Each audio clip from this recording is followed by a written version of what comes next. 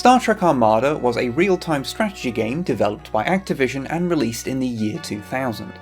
Given when it was released, it was set between the movies Insurrection and Nemesis, although you'll lose your mind trying to fit it into the actual canon, so don't even try. Pleasingly, several actors from that era of Trek reprised their on-screen roles, including Michael Dorn, Denise Crosby, and Patrick Stewart as both Picard and Locutus. At the same time, it's a clone thing, don't worry about it. As a lifelong Star Trek fan, and as someone who played way too much Total Annihilation, this combination of RTS and Star Trek space combat was the perfect match for me, and I played it to death even if the game itself wasn't particularly groundbreaking.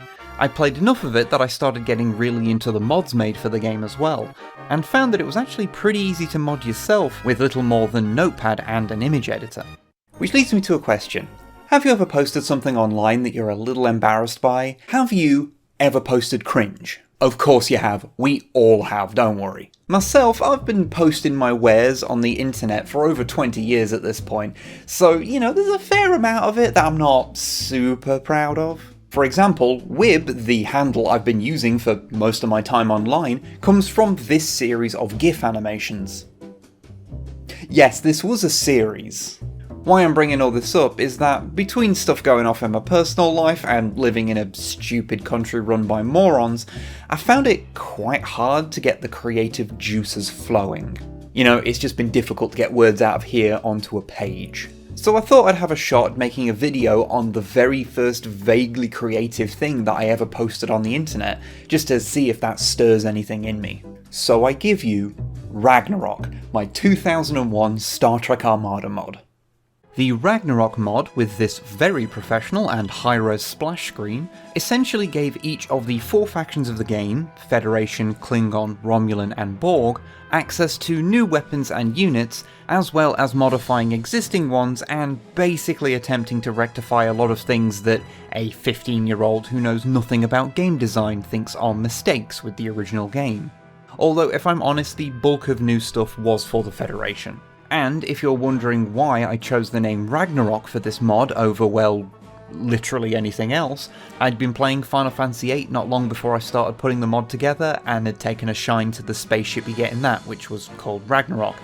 All I really knew at the time was that it meant something like the end of the world and thought that was fitting for my Star Trek mod for some reason. Now, before we go any further, I want to mention something up front.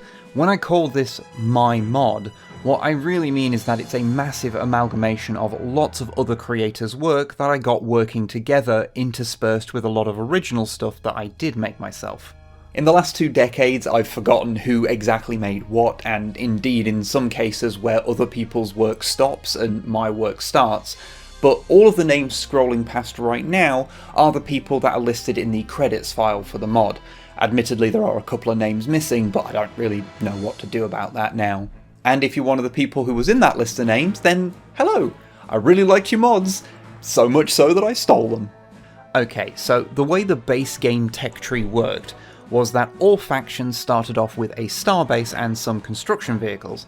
The construction vehicles built basic stuff like resource harvesting and turrets, but they also made a basic shipyard and a basic research facility that gave special abilities to 5 of your 6 main ship types. Once you'd done that, you could make the advanced shipyard that made 2 better ships, and an advanced research facility that gave a whole host of abilities to one of those ships which could do all sorts of neat tricks. Once you'd got all those structures constructed, you could then build one final structure that gave you an ability big enough that its use was actually called out by the game to all players. For example, the Federation got a thing that could stop time in an area, and the Borg got a transwarp gate allowing them to create a portal to anywhere on the map. Obviously there's a little more to it than that, but each faction goes down that same basic path.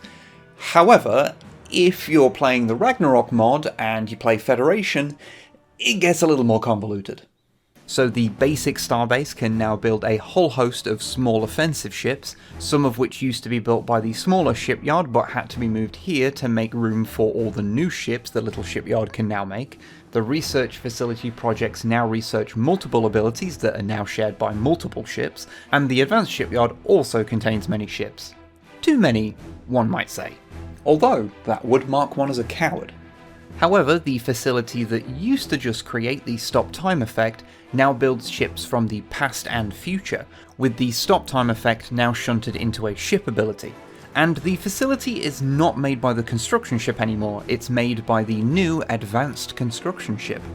The advanced construction ship builds some larger defensive structures, including Deep Space Nine, which, yes, I know is a Cardassian design, but don't worry about it, as well as 3 new construction facilities. The first one just builds shuttles. These are basically useless, if I'm honest. It was pure whimsy to have these in there, it just made me happy to have little squadrons of shuttles knocking about. Another was a facility to build alien technology. We'll get back to that. And the final one was the Kadarian Shipyard, which built a bunch of ships that look suspiciously like Federation ships, but aren't. Honestly, I have no idea what's going on with these. I know I didn't make at least some of them, possibly all of them, but I don't know if the idea to package them as a separate new race who's allied with the Federation was my idea or one I borrowed. Whatever, these things are weird. Now, you've probably noticed that since all these extra ships and stations are a combination of modified versions of ships from the base game, ones made from scratch by hobbyists, and imported models from other Star Trek games like Starfleet Command, the level of detail and quality of the new ships is all over the place. It's hard to imagine all these belonging in the same game, but such is the world of mods, I suppose. Also, just for full transparency, none of the new original models in the game were ones I made. I didn't know how to do that. All I knew how to do was modify the ones that were already in the game. Anyway, the Federation was the only faction that I messed with to this degree, mostly because there was just a lot more existing mods for the Federation to work with. But the other factions all got at least a little bit of attention. The main way I did this was by bulking them out with ships from other factions that were already in the game, but you couldn't build. My headcanon being that they've worked out a network of alliances. Some of these made some sense, like I aligned the Dominion and the Cardassians with the Romulans. And I could see that working out for a little while at least. But allying the Ferengi and the Klingons? That only really works in very, very specific contexts. The Klingons also had the sonar, you know, the weird stretched guys from Insurrection, which I guess scans okay if you squint. Although I think the biggest reach was that there's these weird alien space entity things in the game, and I let the Borg build those. Maybe they're assimilated on the inside, I don't know.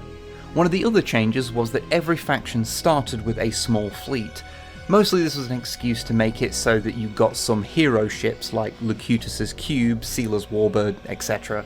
But since there were 4 separate enterprises I wanted to include, I had to bulk out the other faction's starting ships to make it vaguely match, including a couple of unique ships for the Klingons, one of which was a Gorn ship, which I guess checks out considering the Gorn and Klingons are part of the same faction in Star Trek Online.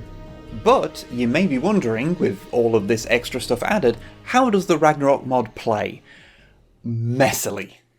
Let's begin with those small fleets you start off with. The Romulans and Borg just have a modest fleet with a single hero ship. That's fine. The Klingons did get this nightmare of a thing, but it was manageable. The Federation, on the other hand, well, they had their 4 enterprises, the OG, D, E, and the speculative F that I decided would be this monster, which had so much energy that it could keep up its special reflective shield for so long that anything shooting torpedoes at it would die to its own fire long before it ran out. There was also the USS Innovation, something I think I concocted as the ship model had no game files provided or I modified them beyond recognition, and was a ship that Worf captained for reasons that I'm sure I had a headcanon for. All sections, report. Set a course.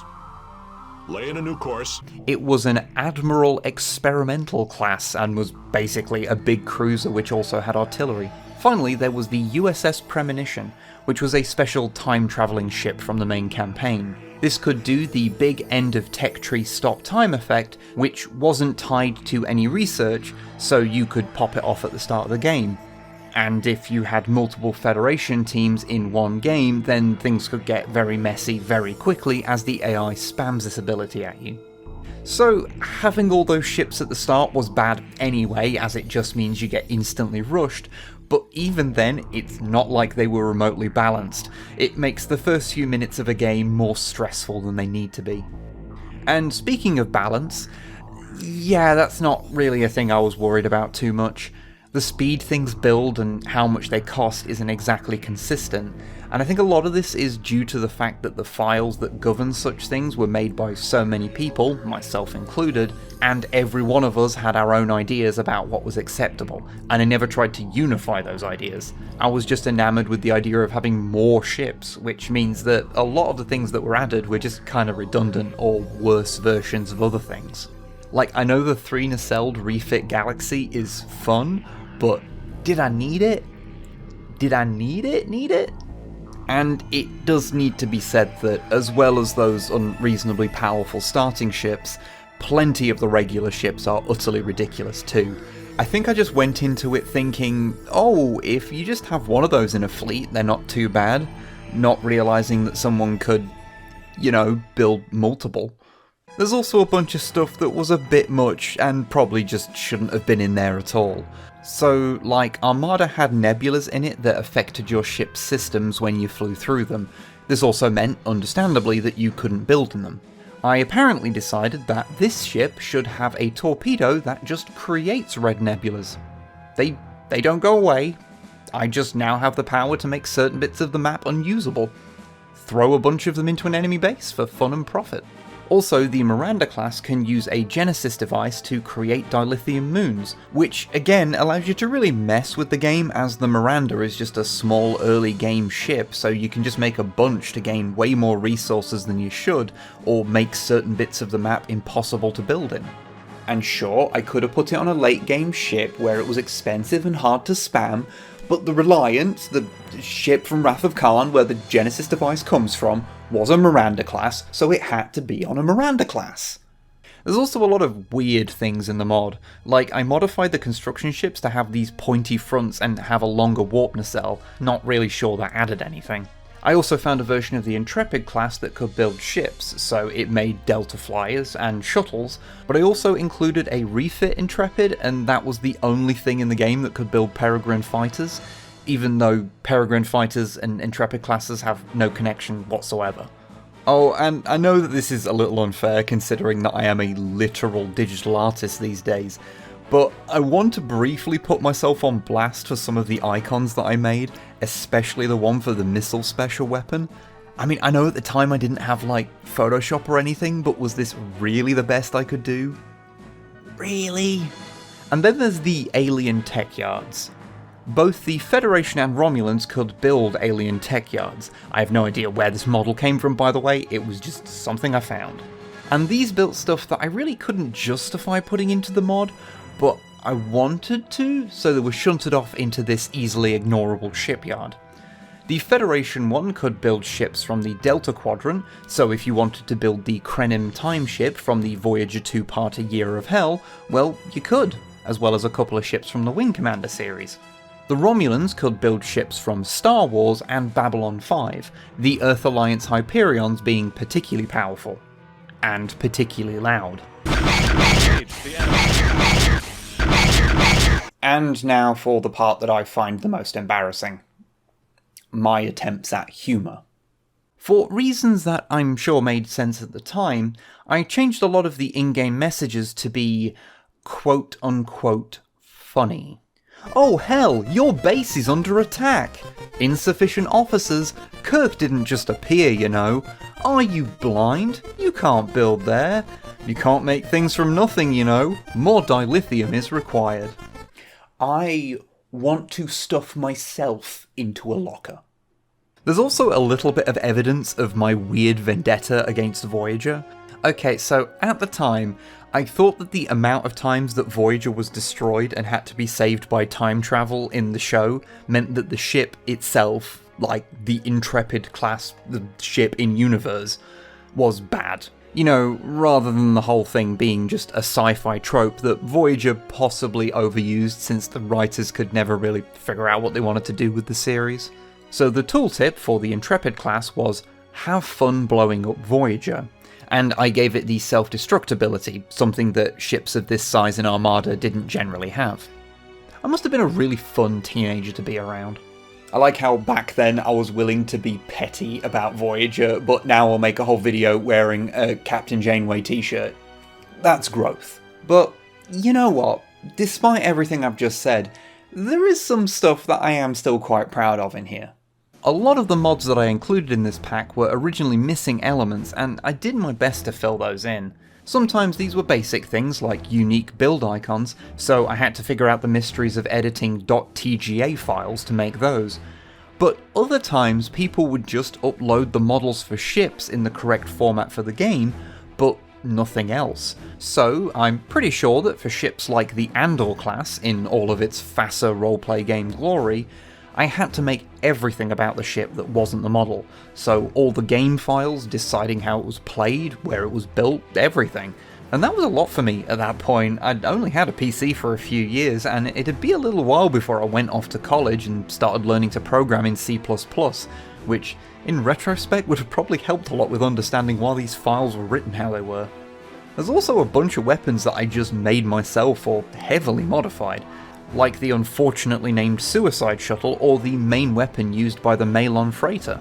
You see, the original creator of the freighter had put phasers on it, and I was enough of a stickler to be like, "Oh, but in the show it used mines to defend itself." So I created a rapid-fire artillery torpedo, made the torpedo itself incredibly small, on an old CRT monitor at lower resolution it was basically invisible, and made a custom explosion texture so it'd look as close to the show as possible. Or at least as close to the show as I could remember. This was 2001, remember, I couldn't exactly pull up the battle scene on YouTube. Admittedly, both the Andor and the Malon freighter became utterly ridiculously powerful once fielded in numbers, but being far too powerful is just one of the markers for units I had a lot to do with, I suppose. I was also oddly happy with making a playable worker bee. For those not aware, bees are these little Federation things that are used in construction, and the models were in the game as they pop out of the construction ships when they build stuff. So I made one of them into a teeny tiny little construction vehicle in its own right that could only build turrets. Sure, they emitted several more bees when they built anything, which was a bit weird, but that's just how the game worked, so I don't think I could have done much about that. I don't know, I just think these things are adorable. Also, I even tried to add a campaign to the mod. Sort of. Now, I didn't get very far with this, but I had plans to try and use the map editor to create missions involving my own factions.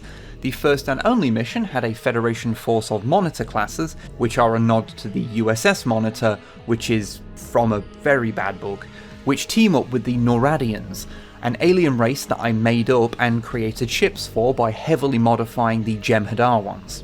These allies would then fight against the Trade Union, who I guess are slavers, and whose ships were made from sonar ships. I don't think I knew what a trade union was at the time. Yeah, there's not much to this mission beyond a quite unbalanced straight-up fight, but I was obviously trying to make something grander, I just lacked the time and ability to make my vision really come to life. Still, as silly and unbalanced as this nightmare of a mod pack was, I'm glad that I've revisited it. Even if most of it is based on other people's work, it's neat to see that I was willing to get way out of my depth to make it all work together how I wanted. There's coding, image editing, even basic 3D modelling in there, and I barely knew how to do any of that then, and in some cases I don't really know how to do it now. So the teenage confidence that I went into it with is something I kind of envy. Even the bad comedy in there was an early step towards finding my own voice. At the end of the day, if you create stuff, then you're constantly having to learn new things to make your vision for whatever it is work, and you take those skills forward into whatever you do afterwards. Stuff from modding Armada helped me get into doing digital art and programming, which led me into messing with Flash and then doing webcomics, which got me comfortable enough to regularly post my stuff online, which itself eventually led to me trying my hand at video, and, well, I mean, here we are. As embarrassed as I am by some of this stuff, I can't guarantee that I'd be who I am, where I am, if I hadn't started doing things like this mod. So I guess what I'm trying to say here is, make the things you want to make, even if you think they're going to be a little cringe. If you don't make the slightly embarrassing thing today, then you won't have the experience to make a much better thing tomorrow.